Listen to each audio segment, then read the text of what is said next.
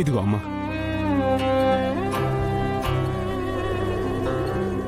తీసుకో.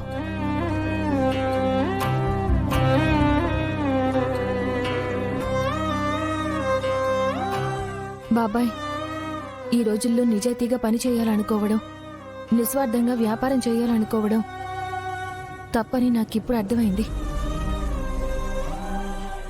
సర్లేండి, మీరేం చేస్తారు? ఉంటాను.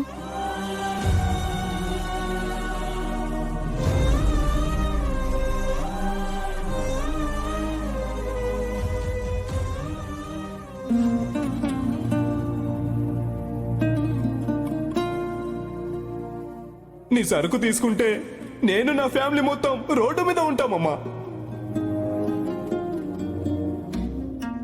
వడ్డీ చెక్కుంతలక్క ఇందాక నా షాపు దగ్గరకు వచ్చింది. ఆవిడ సరుకు కాకుండా ఇంకే సరుకు అమ్మినా మా బ్రతుకులు రోడ్డు పాలైతాయమ్మా. అమ్మా, వాణ్ణి మాత్రం మంచి స్కూల్లోనే చేర్పిద్దాం. వాళ్ళు నిన్ను ఇంగ్లీష్లో ఏ స్కూల్లో చదువుతున్నావు, ఏ క్లాస్ చదువుతున్నావని అడుగుతున్నారు నాన్న. వాళ్ళకి నువ్వు చెప్పు, మీరు చదివే స్కూల్లోనే ఈ ఇయర్ నుంచి చదువుతాను అని చెప్పు. వాళ్ళలాగే రేపు ఇంగ్లీష్లో మాట్లాడతానని చెప్పు. రేయ్, అర్థమైందిగా? మీ స్కూల్లోనే చదువుతాను, చదువుతూ బిజినెస్ చేస్తాను, బిజినెస్ చేస్తూ ఇంగ్లీష్ కూడా మాట్లాడతాను.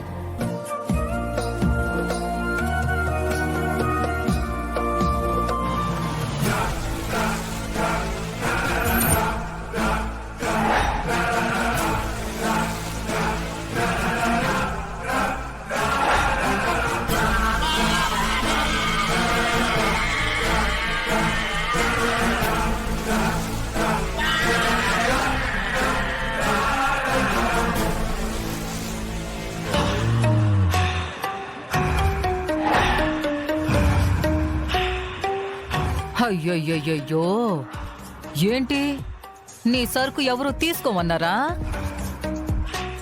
అడ్డే, ఇంత సరుకుంది కదా, ఏం చేస్తావు ఇప్పుడు?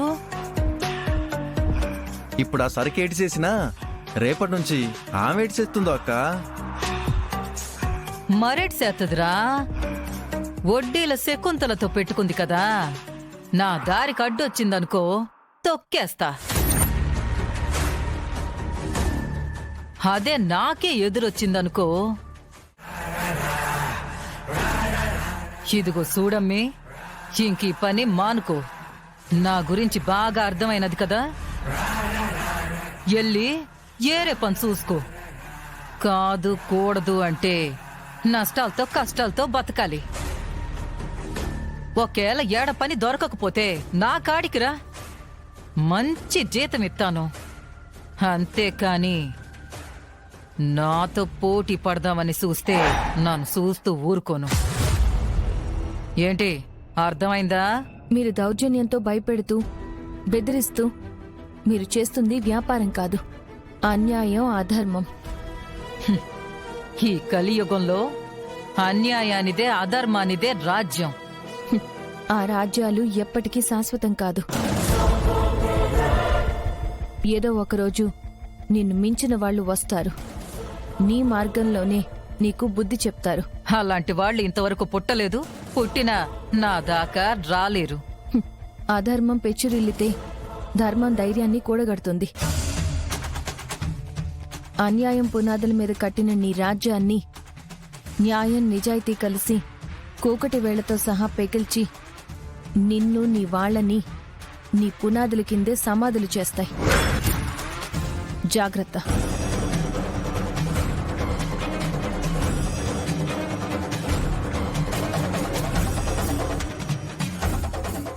ఏటక్క నిన్నే అంత మాట అంది? మన జోలికొచ్చేది ఎవర్రా? అది ఏడే కదా ఉండేది. ఏం చేసి బతుకుద్దో, ఎలా బతుకుద్దో నాన్ చూస్తాను కదేటి. ఇదేనమ్మా, ఇవన్నీ నువ్వు చేయకూడదమ్మా. నాన్న దగ్గర నుంచి లేస్తుంటే బాటిల్ కి చేయి తాకి కింద పడిపోయింది. నాన్న లేచేలోపు తీసేద్దామని తీస్తున్నాను. అయితే నువ్వు ఈ పనులను చేస్తావేటి? పండు, నాన్న పడుకునున్నాడు. లేస్తే నేను బాటిల్ పడేశానని తెలుస్తుంది. అప్పుడు నా మీద కోపం పెరిగిపోతుంది. మెల్లగా మాట్లాడు. సరే సిరమ్మ, ఇవన్నీ నేను ఇక్కడ చూసుకుంటాను. ఇక్కడ నుంచి ముందు నువ్వు వెళ్ళిపో. పండు, జాగ్రత్త.